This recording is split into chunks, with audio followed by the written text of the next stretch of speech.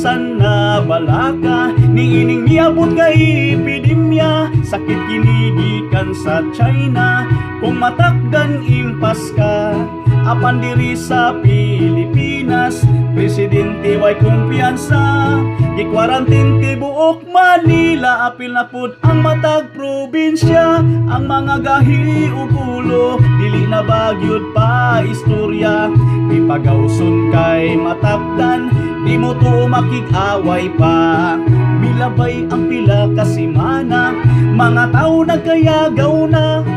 nagkagubo sa gipanghatag nga bugas ug dilata, ang uban gasigig reklamo, si kapitan giaway na, pirming pangita sa ilang ngalan, kung naapil ba sila sa lista, ang mga gahi ug ulo, dili na bagyod pa istorya, di pagawson kay matakdan, di mo to makig-away pa, si Duterte mi desisyon na, nga manghatag na lang og kwarta, ang uban perting banhaa, kay mo dawat pod sila, wala nila huna-hunaa, nga ang nasud nagalisod na, reklamador perting dagha, nabisag nakadawat magyaw-yaw pa.